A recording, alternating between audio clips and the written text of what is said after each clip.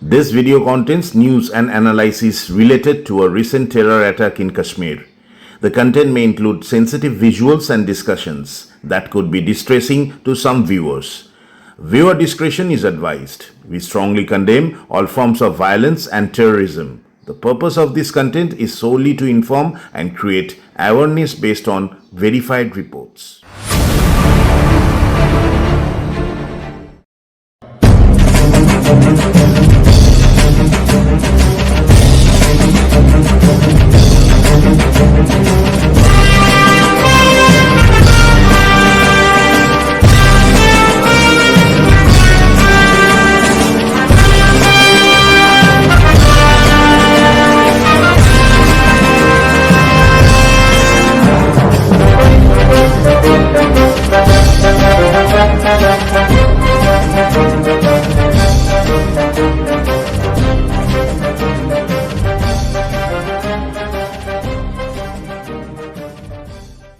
चुटकी सिंदूर की कीमत तुम क्या जानो रमेश बाबू। ईश्वर का आशीर्वाद होता है। एक चुटकी सिंदूर पुष्पा सुहागन के सर का ताज होता है। एक चुटकी सिंदूर हर औरत का ख्वाब होता है। एक चुटकी सिंदूर।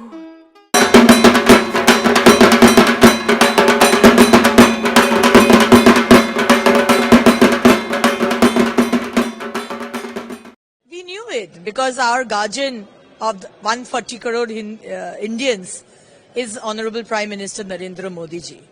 We knew, he would take revenge of, 26 lives and especially 25 Hindu women whose sindoor has been wiped off. This sindoor is our treasure. We are proud of this sindoor, this shaka pola that we wear. We are proud of it. And that had been wiped out on 22nd of April. Operation সিন্দুর জঙ্গিদের বিরুদ্ধে এর আগেও আমরা বেশ কয়েকবার বদলা নিয়েছি। স্বরাষ্ট্রমন্ত্রী অমিত বিক্রমে জানিয়েছিলেন আমরা নাকি জঙ্গিদের কোমর ভেঙে দিয়েছি, কিন্তু ভাঙা কোমর নিয়েও নাকি এবার জঙ্গিরা পাকিস্তানের 200 মাইল বাধা সংকুল পথ পেরিয়ে ভারতের মিনি সুইজারল্যান্ডে ঢুকে ধর্ম জেনে জেনে 25 জনকে খুন করেছে, আহত হয়েছেন বহু।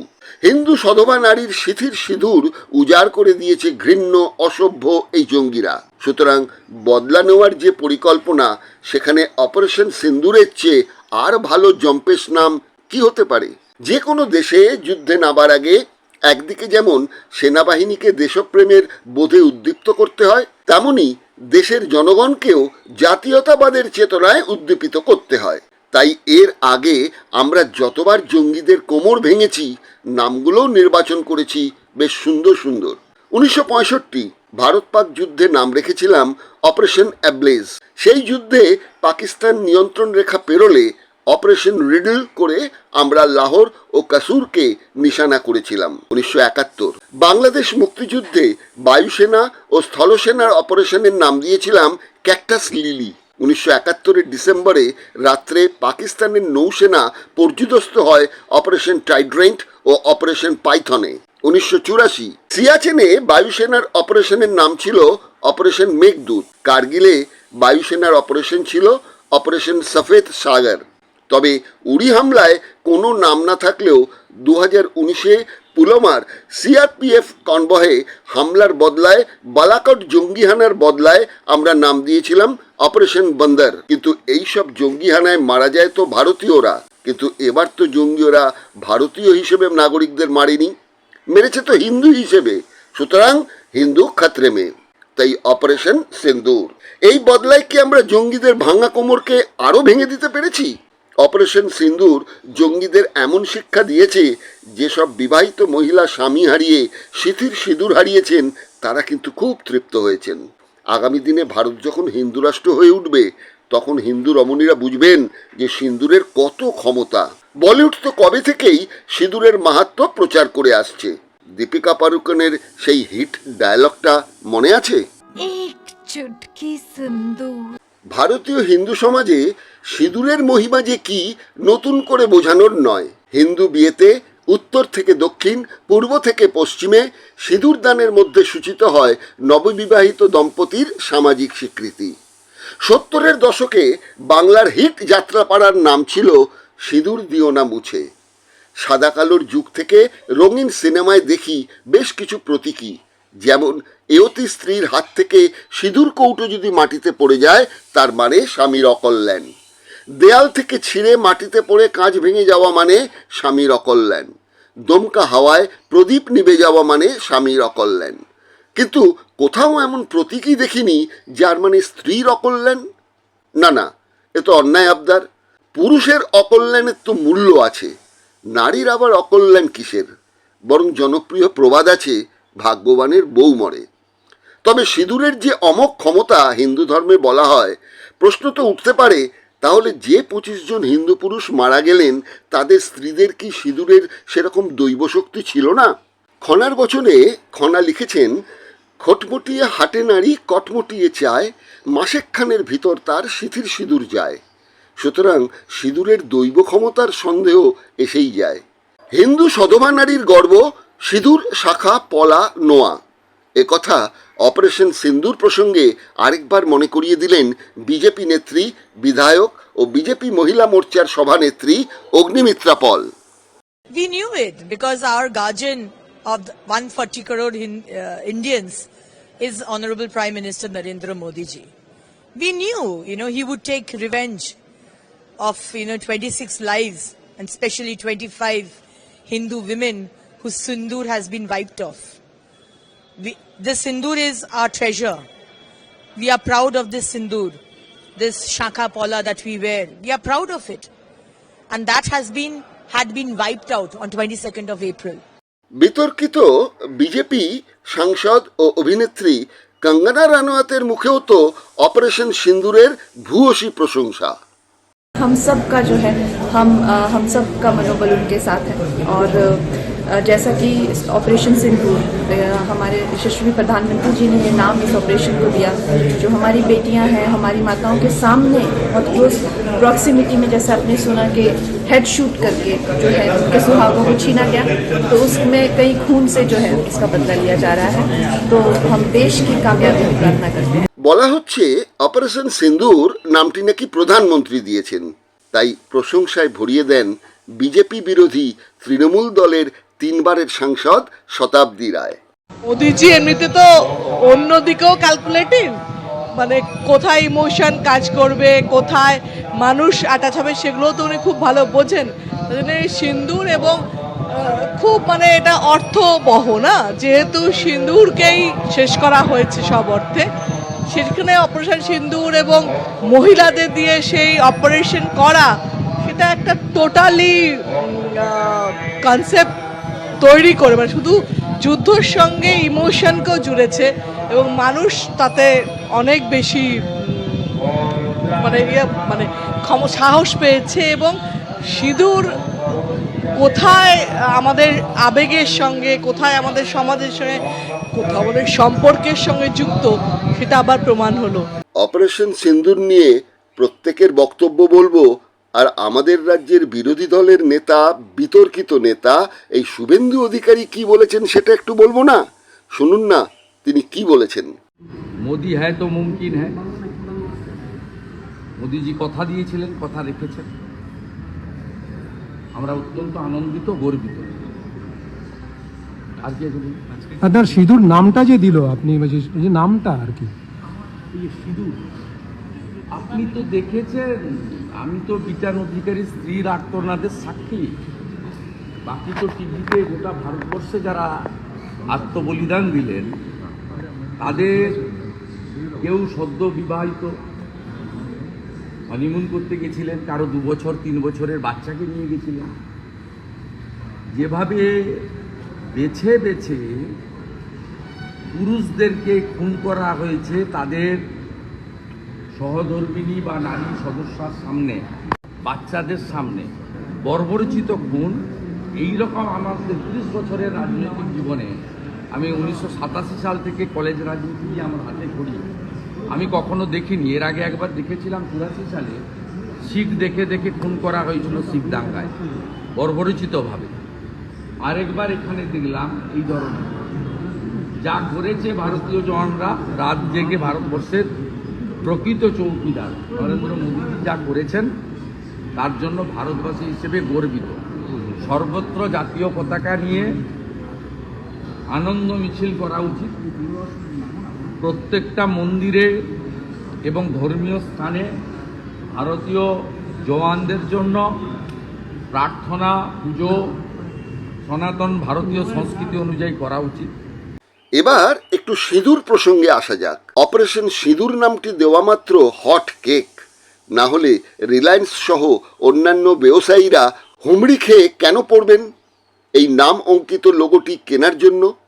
তবে এটাও যদি প্রশ্ন ওঠে, আচ্ছা কাশ্মীরে এবার যদি জঙ্গিরা সন্ত্রাস করতে এসে হিন্দুদের না পেয়ে জৈন, বুদ্ধিস্ট, খ্রিস্টান বা আদিবাসীদের পেত, তাহলে কি তাদের ছেড়ে দিত?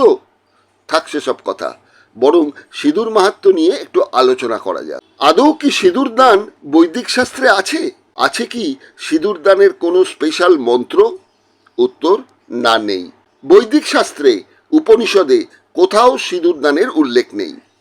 তবে পুরাণে উল্লেখ আছে। পুরাণ রচনা বেদের অনেক পরবর্তী সময়ের।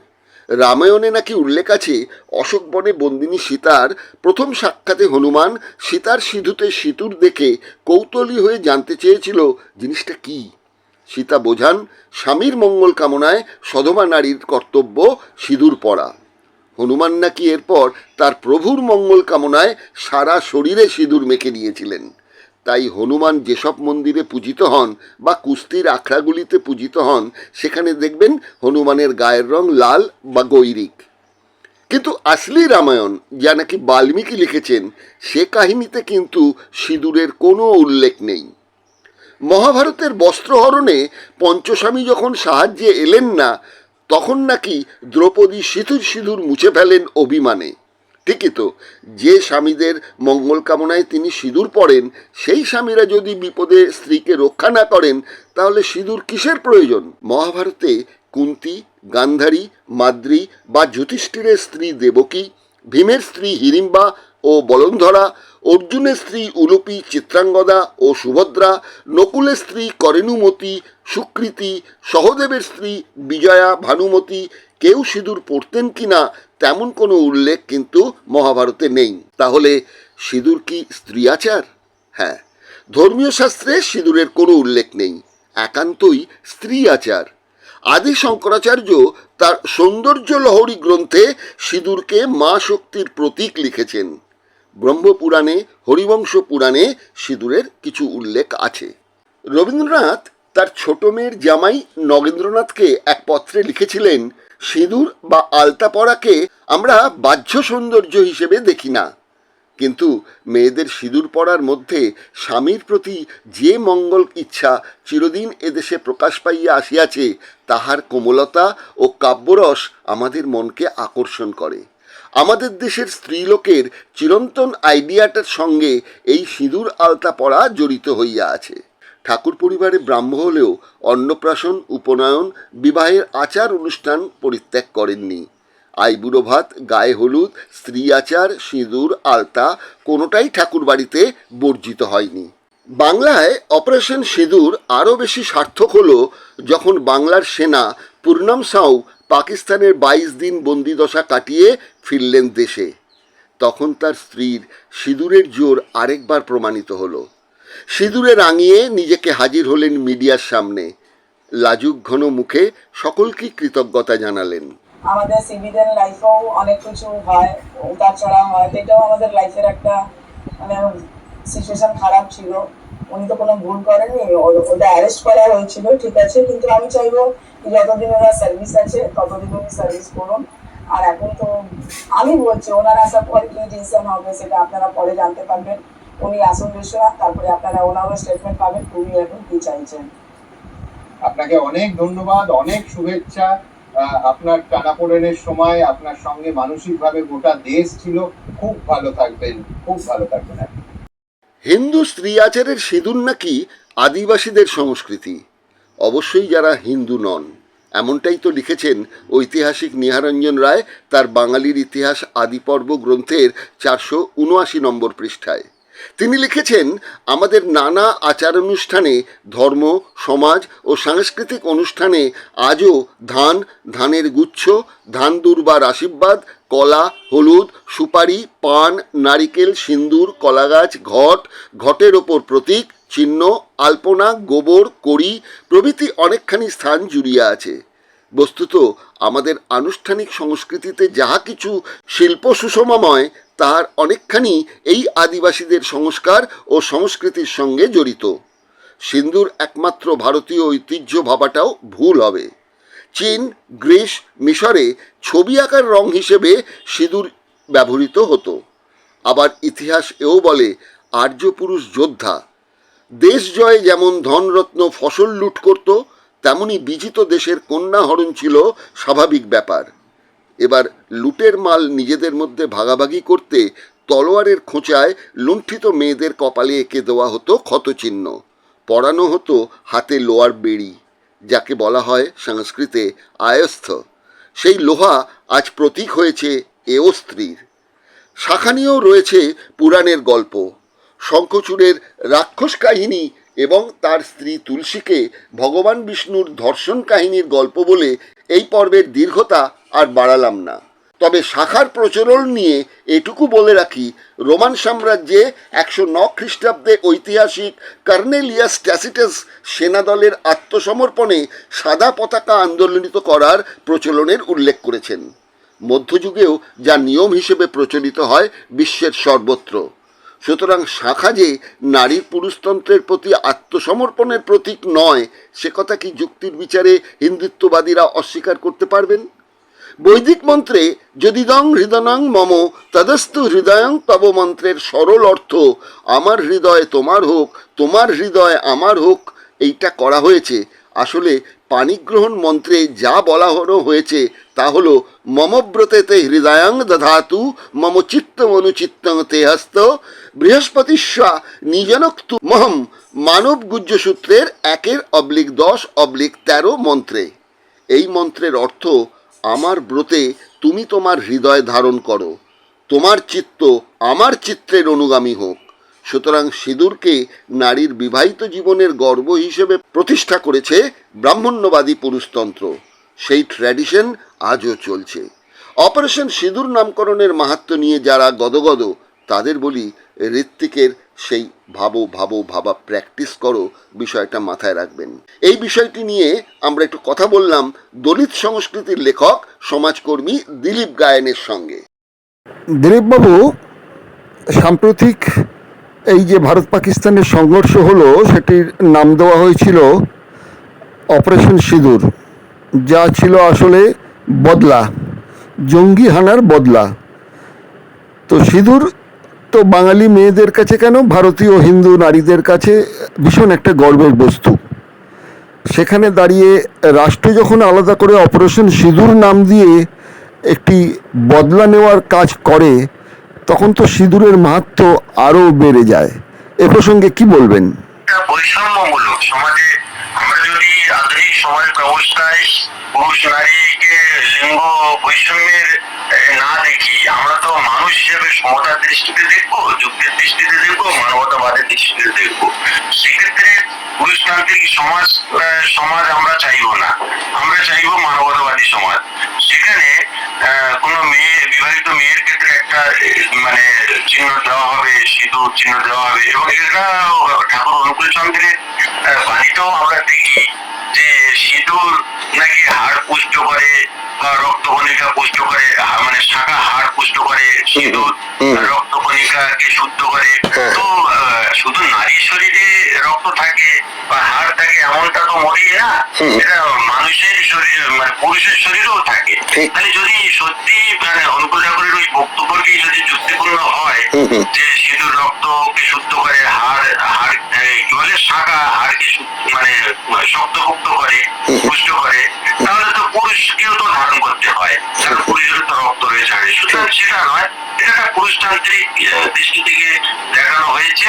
এবং বলা হয়েছে কি, এখানে আরেকটি গোপন রহস্য রয়েছে, সেটা হলো এই যে নারী স্ত্রী হবে, সে তার এই সিঁদুর রক্ষার্থে সে যেন তার পুরুষ স্বামী আর কি সবসময় যত্নশীল থাকে, কারণ তার রক্ষা করতে পারলেই তার এই সিঁদুর বা শাখা অক্ষত থাকবে।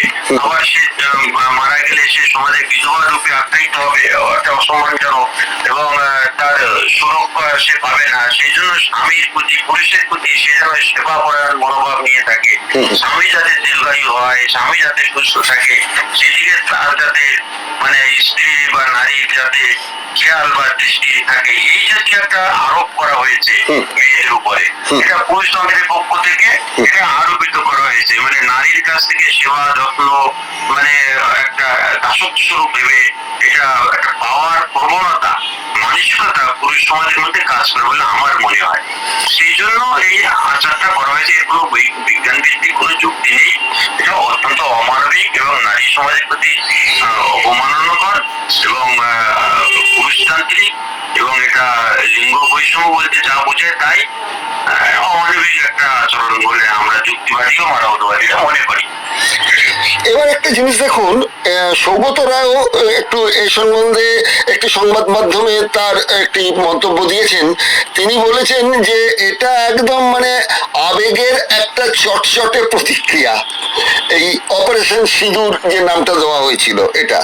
কেননা আমরা অন্যান্য যতগুলো ঘটনা এর আগে ঘটেছে আমরা বিভিন্ন ধরনের নাম পেয়েছি, যেমন হচ্ছে অপারেশন বিজয় ইত্যাদি ইত্যাদি, কিন্তু এই অপারেশন সিঁদুর নামটা দেওয়া হচ্ছে। বিরোধী দলের তরফ থেকে অনেকে বলছেন যে সামনে অনেকগুলো রাজ্যে নির্বাচন আছে, সুতরাং এই যে 25 জন মারা গেছে কাশ্মীরে, তাদের স্ত্রীরা যে সিঁদুর হারিয়েছেন, তাদের মধ্যে কতজন মানে সিঁদুর পরেছিলেন আমি বলতে পারবো না, কারণ আজকাল আপনি দেখেছেন যে সিঁদুর সেভাবে পরে না, মেয়েরা জাস্ট একটা রক্ষা করার জন্য মানে নিয়ম রক্ষার জন্য এক কোণে একটা সিঁদুর পরে, সেটাও আবার নাকি শাস্ত্রমতে অবৈধ। যাই হোক, আমি সেসব বিতর্কে যাচ্ছি না, কিন্তু এই অপারেশন সিঁদুর নাম দিয়ে সামনের এই নির্বাচনগুলোকে হিন্দুত্বের একটা মোড়ক দেওয়ার চেষ্টা, এটা বিভিন্ন বিরোধী দলের নেতারাও বলেছেন এবং কিছু যারা বিশ্লেষক, রাজনৈতিক বিশ্লেষক তারাও বলেছেন। আপনিও কি সেটাই মনে করেন?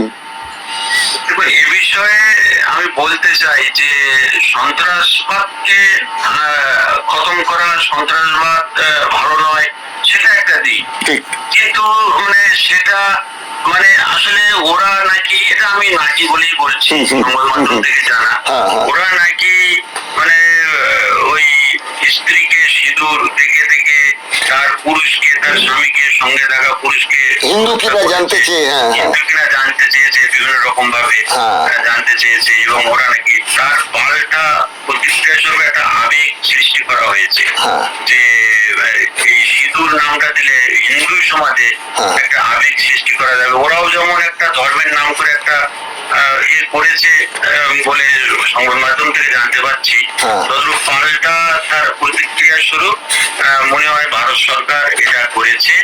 তবে সে যাই হোক, এটা করেছে সরকারি পক্ষ থেকে, এই মুহূর্তে আর কিছু বলার নেই।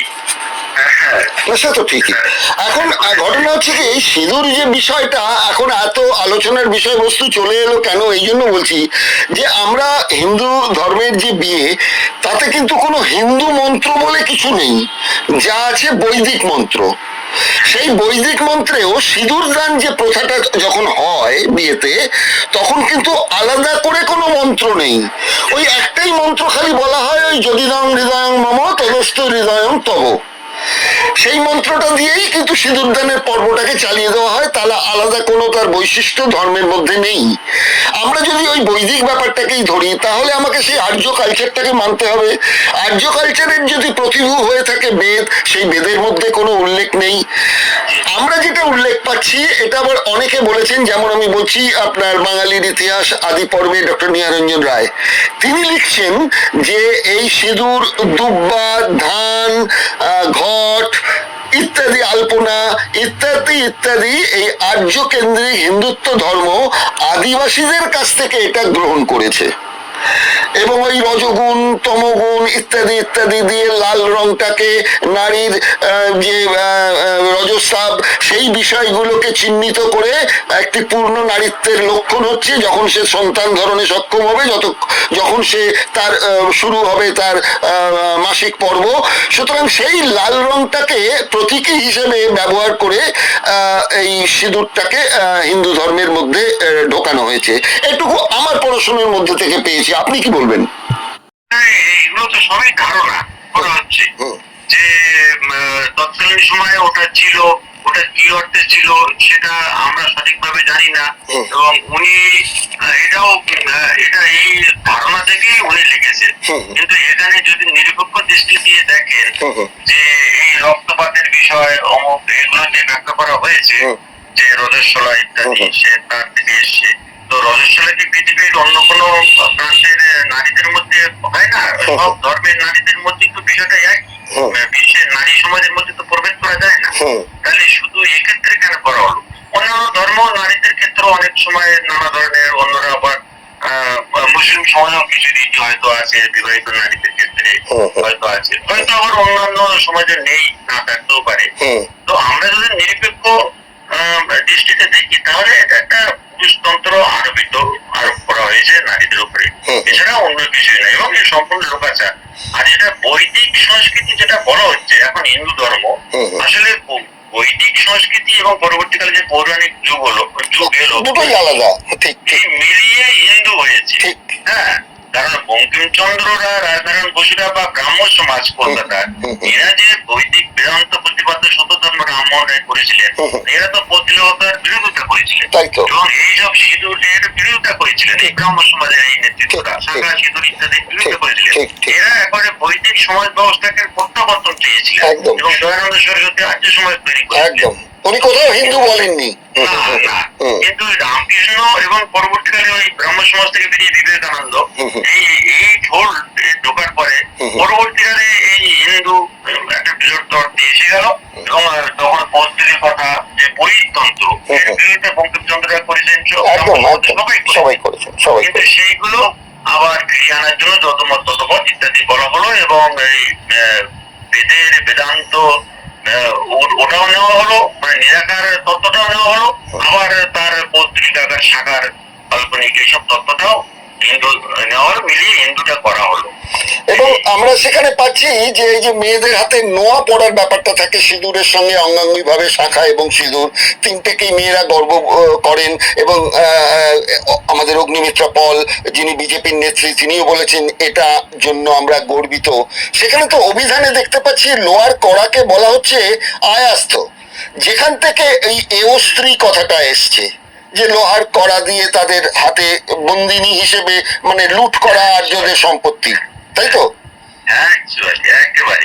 আচ্ছা, তার হাতে একটা হাত কড়া পরিয়ে দেওয়া, হাত কড়া পরানো, সেটাকে একটু আলংকারিক ভাবে তৈরি করে। আসলে বিষয়টা কি যে এই যত শাস্ত্রগ্রন্থ লেখা এগুলো সবই তো পুরুষতান্ত্রিক, একদম তারা তাদের মতন, এবং দীর্ঘদিন এমন ভাবে আরোপ করা হয়েছে যে মেয়েরা সেটাকে মেনে নিতে বাধ্য হয়েছে। আমরা বিধবা বিবাহ আন্দোলন, সতীদাহ প্রথা লোপ আন্দোলন, এই সময় কি দেখেছি? বিদ্যাসাগর বিধবাদের কাছে যাচ্ছেন কিন্তু সমর্থন পাচ্ছেন না, তারা মনে করছেন যে আমার সহমরণে গেলে আমি স্বর্গ লাভ করবো, সেখানে বিদ্যাসাগর বাধা দিচ্ছেন। মানে দীর্ঘদিন ধরে একটা এর মধ্যে লালিত পালিত হতে মানুষের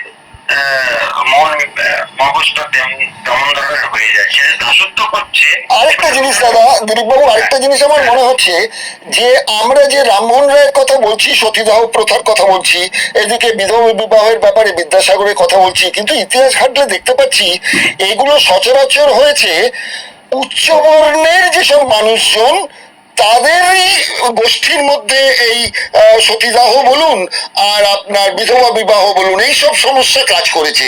কিন্তু বাংলার যারা ভূমিপত্র, এই ভূমিপুত্র এবং যারা হচ্ছে গিয়ে ওই যে 38টি যে সম্প্রদায় বাংলার, যারা তাদের পেশাগত জায়গা থেকে প্রান্তিক মানুষ, তাদের কিন্তু এইসব ঝামেলা ছিল না, তাদের সতীদাহ ছিল না, তাদের বিধবা বিবাহ নিয়েও কোনো প্রবলেম ছিল না। এই উচ্চবর্ণের বিষয়টাকেই কিন্তু রামমোহন রায় এবং বিদ্যাসাগর আটকে ছিলেন। সমগ্র পশ্চিমবাংলার বা সমগ্র ভারতবর্ষের সমস্ত ভূমিপুত্রদের যেটা সমস্যা ছিল তা তো নয়। না, আসলে এটা ছিল, তার কারণ আছে। মানে ওরা যেটা ওই সতীদাহ প্রথাটা কেন করেছিল, যেটা আমরা গীতার প্রথম অধ্যায়ে পাচ্ছি। হ্যাঁ, গীতার প্রথম অধ্যায়ে পাচ্ছি যে অর্জুন যুদ্ধ করবেন না বলে গান্ধী ত্যাগ করেছেন যুদ্ধক্ষেত্রে গিয়ে। কৃষ্ণকে বলছেন আমি যুদ্ধ করবো না, দুটো কারণ দেখিয়েছেন। প্রথম অধ্যায়ে দেখছি একটি কারণ হলো আত্মীয় স্বজন হত্যা, স্বজন হত্যা, স্বজন হত্যা হবে। আর দ্বিতীয় কারণ হলো যেটা 40-41 নম্বর শ্লোকে রয়েছে প্রথম অধ্যায়ে, সেখানে রয়েছে যে বর্ণ সংকট সমস্যা দেখা দেবে। বর্ণ সংকট সমস্যাটা কি, ক্ষত্রিয় যুবকরা মারা যাবে, পুরুষরা মারা যাবে, এতে ঘরের মহিলারা বিধবা হবে, এবং মহিলারা বিধবা হলে এরা নিম্ন বর্ণের পুরুষ বিয়ে করবে। তার মানে এই ইঙ্গিত থেকে আমরা পাচ্ছি যে তখন বিধবা বিবাহ চালু ছিল। মানে আমি মহাভারতের কথা বলছি এই সময়টা, নিম্ন বর্ণের পুরুষ বিবাহ করবে, কারণ ক্ষত্রিয় পুরুষ শূন্য হয়ে গেলে তখন ওই বিধবারা কি করবে, তাদের যৌবন রক্ষার্থে বা ঘর সংসার করবার জন্য নিম্ন বর্ণের পুরুষ বিয়ে করবে। এবং ক্ষত্রিয় বর্ণের মানুষের মানে ঘরে যে মেয়েগুলো থাকবে তারাও নিম্ন বর্ণের পুরুষ বিয়ে করতে বাধ্য হবে, সেখানে বর্ণ সংকট তৈরি হবে। এবং সেখানে অর্জুন বোঝাচ্ছেন যে এই যে প্রতিলোম বিবাহ, এটা তো বর্ণাশ্রমের ধর্ম নয়, এটা তো ধর্ম নয়, মানে সঠিক না। তো এই জন্য আর কি তখন পরবর্তীকালে আমরা কৃষ্ণের কাছ থেকে গীতার মধ্যে আমরা মহাভারতে পেলাম না তার উত্তর, কিন্তু অন্যত্র গরুড় পুরাণ বা বায়ু পুরাণ এইসব জায়গায় আবার কৃষ্ণের উক্তিতে আমরা দেখতে পাচ্ছি, সতীদার পক্ষে সেই কৃষ্ণকে আমরা দেখতে পাচ্ছি, কোন এক কৃষ্ণকে আমরা দেখতে পাচ্ছি। তিনি বলছেন যে এই সহবরণে গেলে একটি নারী যত শরীরে যত লোম আছে এত সহস্র বছর যে সর্ববাস হবে তার। এখন বিষয়টা কিন্তু এটা কৃষ্ণ বলছেন, আবার যখন কৃষ্ণের যখন মৃত্যু হচ্ছে তখন আবার দেখছি যে তার সব স্ত্রীরা কিন্তু সহমরণে যাননি, রুক্মিণী ছাড়া আর সত্যভামা ছাড়া বাকি স্ত্রীরা কিন্তু কেউ সহমরণে যাননি, সেটাও কিন্তু উল্লেখ রয়েছে। উল্টে আপনার ধরুন নবম অধ্যায়ের আপনার 32 নম্বর শ্লোকেতেও সেই নারীকে পাপজনী বলে উল্লেখ করছেন কৃষ্ণ। নারীকে পাপজনী আমি কিন্তু ওই অর্থটা অন্যভাবে দেখেছি, খুব সূক্ষ্মভাবে পড়েছি। ওই যে 9 নম্বর অধ্যায় 32 নম্বর শ্লোকটা, সেখানে কৃষ্ণ বলছেন যে মানে শূদ্র স্ত্রী পাপজনী থেকে জন্ম, এমনকি 33 নম্বর শ্লোকে বলছে ব্রাহ্মণদেরও উদ্দেশ্য বলছে কৃষ্ণ যে সকলে আমাকে স্মরণ করলে উদ্ধার হয়ে যাবে।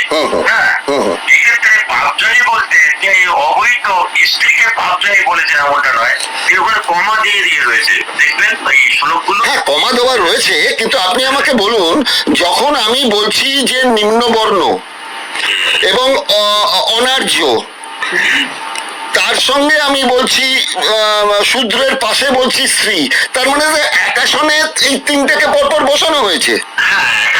তাহলে একাশনে যদি বসে যায়, যেমন আমরা যদি বলি কুকুর বেড়াল, তাহলে আমরা যেটা বলি কুকুর বেড়াল, তাহলে তো একাশনেই বসে যায় যে কুকুর বেড়ালের মতো।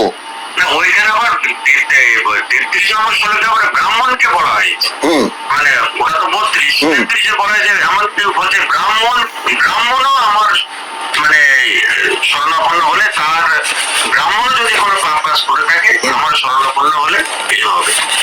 ব্রাহ্মণ ক্ষত্র বৈশ্য শূদ্র নারী সবার কথাই বলেছেন, সবাইকেই নিয়ে নেবেন, কিন্তু ওই মানে উনি কিন্তু ওই এক লাইনের 32 নম্বর শ্লোকের মধ্যে নেই যে ব্রাহ্মণ বৈশ্য ক্ষত্র শূদ্র নারী এরম ভাবে বলা নেই। এই শূদ্র নারী এদের একটা দিকে রাখা হয়েছে, আরেক দিকে রাখা রয়েছে ব্রাহ্মণ। জন্মসূত্রে মানুষ যেটা পেয়ে যাচ্ছে পায়, সেইটা আমরা বলি না home is the first school এবং mother and father is the first teacher, বলি তো আমরা। তো মা বাবার কাছ থেকে একটা সন্তান শিশু বয়সে যেটা শেখে, পরবর্তীকালে সারাটা জীবন শিক্ষা থেকে খুব কম মানুষই মুক্ত হতে পারে, এটাই আমরা দেখতে পাচ্ছি। নচেত মানে সায়েন্স স্ট্রিমে পড়াশোনা করছে, ইউনিভার্সিটিতে ডক্টরেট পিএইচডি গবেষণা করছে, তারাও পর্যন্ত স্বনির্ভর পাঁচালি বিশ্বাস করে, সরস্বতী পুজো করে। হ্যাঁ, স্কুলগুলো তো সরস্বতী পুজো চলছে। হ্যাঁ, তো সুতরাং আদালতে তিনি বিচার করতে হচ্ছেন, তিনিও মানে সেই কুসংস্কার বা ধর্মান্ধতা থেকে মুক্ত নন। তিনি যুক্তিবাদ, মানবতাবাদ, সংবিধান, হ্যাঁ, সেগুলোর নামে শপথ নিলেও সংবিধানের পুঙ্খানুপুঙ্খ দৃষ্টিভঙ্গি বিষয়ক অবিবল নন। এটা তো ঘটনা, এটা তো আমরা দেখতেই পাচ্ছি। যেহেতু সমাজ থেকে এই মানুষগুলো ওখানে জানতো, মুক্ত না আর কি। তাহলে উন্নত সমাজ গঠনে তো অনেকগুলো অন্তরায় থেকে যাচ্ছে। হ্যাঁ, কথা তো উন্নত সমাজ গঠনে মানে মানবতাবাদই একমাত্র মতবাদ হবে। সেখানে লিঙ্গতন্ত্র, পুরুষতন্ত্র কিংবা ওই ধনতন্ত্র, বর্ণতন্ত্র, এইসব বিভিন্ন রকম বা ধর্মের নামে প্রভেদ, জাতির নামে প্রভেদ, এগুলো তো হাসপাতালে যেমন আমরা যদি একটা এক্সাম্পল ধরি, হাসপাতালে কোনো চিকিৎসক তিনি যেই হন না কেন, তার কাছে যে কোনো ধর্ম, বর্ণ, জাতির রোগী গেলে পুরুষ নারী নির্বিশেষে না থেকে একই রকম প্রেসক্রিপশন করেন এবং তার শরীরের কোথায় কি রোগ ইত্যাদি বের করেন। তিনি পুরুষ কি নারী, তিনি ফিমেল ডিজিজ আছে সেটা আলাদা কথা, কিন্তু অন্যান্য ক্ষেত্রে তিনি হিন্দু কি মুসলমান, ব্রাহ্মণ, তপশিলি, শূদ্র ইত্যাদি এইসব কোনো প্রভেদ তার কাছে নেই। মানে বিজ্ঞানী কারোর মধ্যে প্রভেদ থাকে না। জীববিজ্ঞান বই আমরা তো পড়ি, সেখানে তো আমরা রক্তের যে গ্রুপ গুলো দেখছি বা এটা দেখছি, ব্লাড যে একেবারে রক্ত নিচ্ছে, হৃদপিণ্ড নিচ্ছে। কিছুদিন আগে একটা ঘটনা কাগজে পড়ে অবাক হয়ে গেলাম যে পাকিস্তানের একজন মহিলা, হ্যাঁ, তিনি মুম্বাইতে বোধহয় চেন্নাইতে কোথাও একটা হাসপাতালে হৃদপিণ্ড আর কি, এবং দিল্লির একজন হিন্দু লোক, মানে আমি এমনি বলছি কাগজ পেয়ে যান, যে কাগজ রাখা উচিত ছিল আমার, তো তিনি মৃত্যুপ্রায় হলে তিনি হার্ট দান করে দিয়েছেন এবং সেটা ডাক্তাররা নিয়ে সেই মুসলিম মহিলা কে দিয়ে দিয়েছে পাকিস্তানে। এবং সেক্ষেত্রে এটা ভাইরালও হয়েছে, এটা ফেসবুকে ভাইরালও হয়েছে। এবং সেক্ষেত্রে ওরা আবার বিরোধিতা করতে হিন্দু হয়ে নিল। বড় অদ্ভুত লাগে যে আমরা কোন শতাব্দীতে বাস করছি। সেটাই মানুষ যে আমরা এই যে রোজ সকালবেলা উঠে আমরা যে মুদির দোকানে বাজার করি, আমরা যে সবজিটা আমরা কিনছি, আলু, পটল, বেগুন যাই বলি কিনছি, সেটা কে উৎপাদন করছে? আমরা কি দেখছি যে মাছটা কিনছি? তার থেকেও তো বড় কথা দাদা, আমাদের জীবনে যখন রক্তের প্রয়োজন হয়, আমাদের রক্ত নিতে হয়, তখন কোন হিন্দুর শরীরে কোন মুসলিম বা কোন শূদ্রের রক্ত ঢুকেছে, তাহলে তো সেখানেই জাত চলে গেছে। সেই জন্য একমাত্র যুক্তি ও বিজ্ঞান মনস্কতাই মানবতাবাদের ধর্ম বা মানুষের ধর্ম প্রতিষ্ঠা করতে পারে। আদারওয়াইজ প্রচলিত যে প্রথাগত যে লোকাচার সর্বস্ব যে ধর্মগুলো চলছে, এর কোনোদিনই সাম্যবাদ, মানবতাবাদ মানে মানুষের ধর্ম বলতে যা বোঝায় প্রতিষ্ঠা করতে ব্যর্থ এরা পারবে না। আপনি দেখুন, লক্ষ্য করুন এই অপারেশন সিঁদুর লোগোটা যখন প্রকাশিত হলো, তারপরেই রিলায়েন্স গোষ্ঠী সহ আরো 2-4 জন ব্যবসায়ী হুমড়ি খেয়ে পড়লো কেন্দ্রীয় শিল্প বাণিজ্য দপ্তরে। তারা ইমেল করে লিখে পাঠালো যে আমরা এই লোগোটা কিনতে চাই। মানে তাদের ব্যবসার পণ্য বেচবার জন্য এই সেন্টিমেন্টে মাখা এই লোগোটা তাদের খুব প্রয়োজন। যদিও পরবর্তীকালে সাধারণ মানুষের এবং বিভিন্ন রাজনৈতিক দলের একটা সমালোচনা আসায় রিলায়েন্স গোষ্ঠী তড়িঘড়ি পিছিয়ে যায়। কিন্তু এই আবেগটা কতটা সাকসেসফুল একটা হট কেক হয়েছে, যেটা কিনবার জন্য রিলায়েন্স গোষ্ঠী পর্যন্ত এগিয়ে এসছে। সেই এখন বিষয়টা হলো এই টিভিতে সমন্বয় এবিপি আনন্দের চ্যানেলে বহু মানে সব্যসাচী চক্রবর্তী বসেন, সুময় মৈত্র বসেন, আর তো রাজনৈতিক কর্মীরা বসেন। এই যে আমার আপনার মধ্যে যে আলোচনাটা হলো, যুক্তি ও মানবতাবাদের যে বৈজ্ঞানিক দৃষ্টিতে যে আলোচনাগুলো হলো, যদি সব্যসাচী চক্রবর্তী, সুময় মৈত্ররা বা এই জাতীয় মানুষদের কিছু ওখানটায় বসিয়ে আরো মানে যারা যুক্তি ও মানবতাবাদের কাজ করছেন, হ্যাঁ, তাদেরকে ওখানে বসিয়ে পাশাপাশি যদি এই ভারত পাকিস্তানের যে সমস্যা, হিন্দু মুসলিম সমস্যা বা আরো অন্যান্য সমস্যাগুলো নিয়ে যদি এরকম ভাবে আলোচনা হতো, তাহলে হয়তো মানুষ। এখন বিষয়টা হলো এই টিভিতে সমন্বয় এবিপি আনন্দের চ্যানেলে বহু মানে ওখানে সব্যসাচী চক্রবর্তী বসেন, সৌময় মৈত্র বসেন, আর তো রাজনৈতিক কর্মীরা বসেন। এই যে আমার আপনার মধ্যে যে আলোচনাটা হলো, যুক্তি ও মানবতাবাদের যে দৃষ্টি, বৈজ্ঞানিক দৃষ্টিতে যে আলোচনাগুলো হলো, যদি এই সব্যসাচী চক্রবর্তী, সৌময় মৈত্ররা বা এই জাতীয় মানুষদের কিছু ওখানটায় বসিয়ে আরো মানে যারা যুক্তি ও মানবতাবাদের কাজ করছেন, হ্যাঁ, তাদেরকে ওখানে বসিয়ে পাশাপাশি যদি এই ভারত পাকিস্তানের যে সমস্যা, হিন্দু মুসলিম সমস্যা বা আরো অন্যান্য সমস্যাগুলো নিয়ে যদি এরকম ভাবে আলোচনা হতো, তাহলে হয়তো মানুষ না, এখানে দিলীপ বাবু দুটো বাধা আছে। প্রথম বাধা আমি বলি, সেটা হচ্ছে যে চ্যানেল কর্তৃপক্ষের জায়গা থেকে তারা আসলে কোনো এমন বিতর্কিত বিষয়ে যেতে চায় না যেটার ধারাবাহিক কোনো জায়গা থেকে একটা প্রতিবাদ আসতে পারে। জনপ্রিয়তার জায়গায় তারা ভয় পায়, কেন তাদের ব্যবসা করতে তারা বাজারে এসছে, প্রথম কথা, একদম মোদ্দা কথা। আর দ্বিতীয়, যারা আসেন ওখানে প্যানেল ডিসকাশনে বসেন, তাদের মধ্যে 2-3 ধরনের লোক আছেন।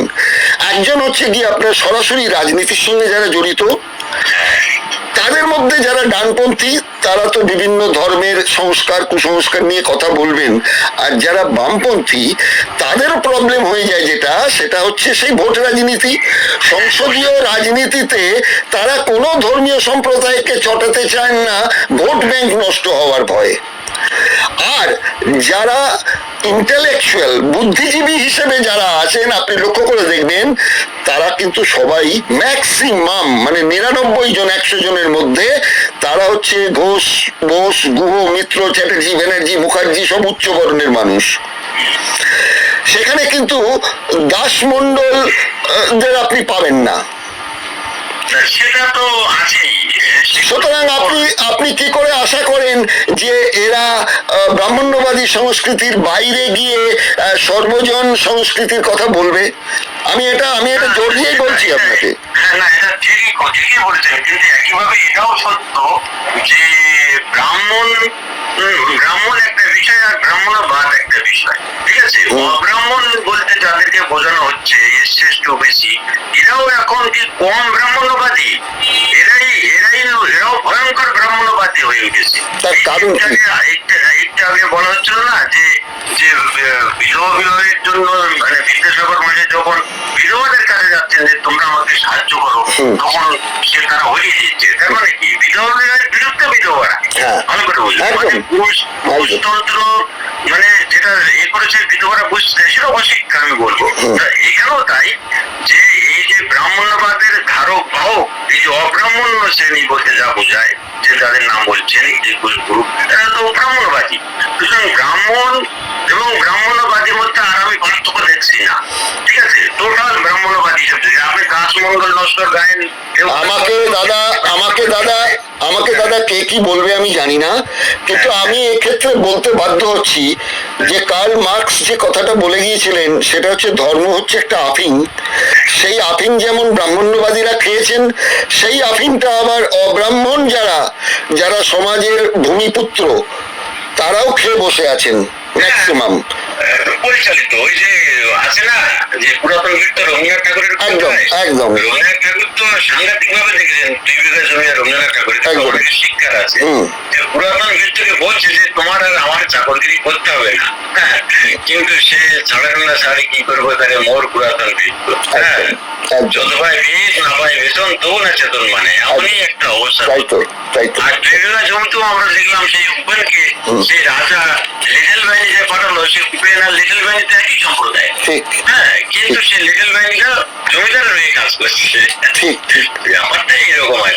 আচ্ছা, অনুষ্ঠানটা শেষ করার মধ্যেই একটাই কথা বলি তাহলে, সেটা হচ্ছে যে মহিলাদের জন্য সিঁদুর হচ্ছে পরাধীনত্বের একটা প্রতীক, সেটিকেই মেয়েরা গর্বের বস্তু বলে মানে যুগ থেকে যুগান্তর, যেটা আমরা বলতে পারি এস ওয়াজেদ আলীর ভাষায় যে সেই ট্র্যাডিশন সমানে চলেছে।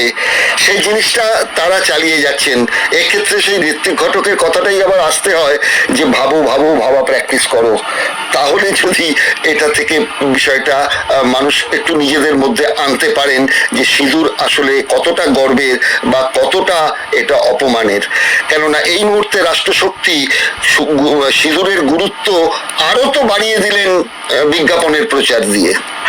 মেয়েদের মধ্যে আরো দশটা রয়েছে। আরেকটা কথা আপনাকে লাস্ট কথা বলি। হ্যাঁ বলুন। আমি একটা অনুষ্ঠানে বক্তৃতা প্রসঙ্গে সেখানে একজন তপশিলি সমাজের ব্যক্তি, তিনি বিবাহ করেছেন মুখার্জি পরিবারের কন্যাকে, ঠিক আছে? ওরা দুজনেই উপস্থিত ছিল অনুষ্ঠানে। তো আমি যখন ওই মানে বইটের বিষয়টা নিয়ে আলোচনা করছি, তখন বললাম উপনয়ন বইতে যে এরকম ব্রাহ্মণ ঘরের কন্যা সন্তানের পৈতে হয় না, যেখানে পুত্র সন্তানের পৈতে হয়। সেই প্রসঙ্গটা বলতে বলছি যে জন্মানো জায়তে সূত্র সংস্কারের দ্বিতীয় উচ্চতে নারী মাতৃ সূত্রাণী এবং নারী গর্ভজাত সূত্র বলা। সেক্ষেত্রে ওই যে পুত্র সন্তানকে ব্রাহ্মণ ঘরে জন্মাচ্ছে তাকে বলা হচ্ছে প্রথম জন্ম তার সূত্র হয়ে জন্মাচ্ছে, এটা তার পাপ জন্ম হয়েছে। আর নারী নরকের দ্বার, যেমনকি রামকৃষ্ণের প্রথম পৃষ্ঠায় রামকৃষ্ণ সেটাকে মান্যতা দিয়েছেন, নারীকেও বলেছেন নরকের দ্বার, এবং নারীকে অনেক অবমানের কথা রামকৃষ্ণ প্রথম তেঁতুল বলেছেন। সুনীলদের বইতে আছে, সুনীল বাবু আমার সঙ্গে এখানে আলোচনায় এসেছেন, উনি আলোচনা আছেন আমার সঙ্গে। এবার সেখানে আমি যখন বললাম এই যে একটি পুত্র সন্তানের যখন বইতে হচ্ছে, এটা কিন্তু তার মাকে অপমান করা হচ্ছে। কারণ সে তার মাকে ছোটজাত রূপে ভাবছে যে শূদ্রাণীর গর্ভে তার জন্ম হয়েছে বলে প্রথম জন্মটা তার শূদ্র বা নিঃজাত হয়ে জন্মগ্রহণ করতে হয়েছে। ব্রাহ্মণ ঘরে জন্মেও, ব্রাহ্মণের ঔরসে জন্মেও তাকে শূদ্র রূপে জন্মাতে হয়েছে। তাই তাকে যোগ্য করে, মানে তার নির্দিষ্ট 10-12 বছর তার মধ্যে যোগ্য করে, প্রায়শ্চিত্ত যোগ্য করে, এরা হয়ে মাথা মুন্ডন করে ইত্যাদি করে তাকে দ্বিজীয় লাভ করছে। এবং তখন তার মা তাকে প্রণাম করছে, তার কারণ মা সেখানে নিচু বর্ণ, মা তো বইতে হয়নি, মা সুতরাং রয়ে গেছে, ছেলে উচ্চ জাত হয়ে গেছে। হ্যাঁ, এখানে একটি পুত্র সন্তানের বইতে হওয়া মানে তার মাকে অপমান করা। আমরা আসলে সভা সমিতি সেমিনার করে আমরা এই সমাজের সূক্ষ্ম বিষয়গুলো যদি মানুষকে বলতে পারতাম, তাহলে নিশ্চয়ই মেয়েরা বুঝতো এবং মানুষ সবাই বুঝতো। তখন আমার এই বক্তৃতার পরেই সেই মহিলা ওখান থেকে অলিজ থেকে উঠে এসে আমাকে বলছে, দাদা আপনি কি বললেন, আমি একটা মুখার্জি ঘরের কন্যা হয়ে আমি এটা জানি না। সত্যি আজকে আমি একটা নতুন আলো পেলাম যে এইভাবে মাকে অসম্মান করা হচ্ছে। হ্যাঁ, মাকে অসম্মান করা হচ্ছে। যে মার গর্ভে আমরা এতদিন জন্মগ্রহণ করছি সেই মাকে এভাবে অপমান করা হচ্ছে। অবিলম্বে এই প্রথা বন্ধ করা উচিত এবং মায়ের গর্ভে জন্মে ওইটাই আমার শ্রেষ্ঠ জন্ম, সেটা কোনো মতেই নির্দিষ্ট জন্ম নয়, সেটা শূদ্র জন্ম নয়। হ্যাঁ, এইভাবে এইসব ব্যাপার চলছে সমাজে। এখন কিন্তু আমার মনে হয় প্রত্যেক মেয়েদের অন্তত দুটো বই পড়া উচিত, যেটা কম দামের মধ্যে পাওয়া যায়। একটা হচ্ছে দিলীপ গায়েনের হিন্দু ধর্মে নারী স্থান, আরেকটা হচ্ছে আমি বলবো সেটা হচ্ছে আমাদের সুকুমারী ভট্টাচার্যের বিবাহ প্রসঙ্গে। এই দুটি বই এমন কিছু দাম নয়। আমি আমার চ্যানেলের যে দর্শক বন্ধুরা আছেন, বিশেষ করে মহিলা দর্শক বন্ধুদের বলবো যে আপনারা যেখান থেকে পারুন এই দুটো বই সংগ্রহ করুন এবং কলকাতার কলেজ স্ট্রিট অঞ্চলে পেয়ে যাবেন। এই বই দুটি সংগ্রহ করবার পরে তারপর আপনারা একটু প্রশ্ন করতে শিখুন যে আমরা কোথায় আছি, এবং মহিলাদের কাছে সিঁদুরটাকে যতটা গর্বের বলে প্রচার করা হচ্ছে, রাষ্ট্র প্রচার করছে, হিন্দু ধর্মের যারা বেত্তা আছেন তারা পর্যন্ত প্রচার করছেন। আমি অন্যান্য ধর্মের কথা বাদ দিচ্ছি, যেহেতু আমাদের জন্মটা হিন্দু ধর্মের জায়গা থেকে আমাদের জন্ম, সুতরাং আমাদের নিজেদের সম্পর্কে আগে ভালো করে জানি, তারপর আমরা অন্য ধর্মের ভালো মন্দ নিয়ে তারপর নয় আমরা আলোচনা করব। যাই হোক, খুব ভালো লাগলো আপনার সঙ্গে কথা বলে। আগামী দিনে এ ধরনের কোনো অনুষ্ঠানে কিন্তু আপনার সহযোগিতা আবার চাইব। ধন্যবাদ। ধন্যবাদ।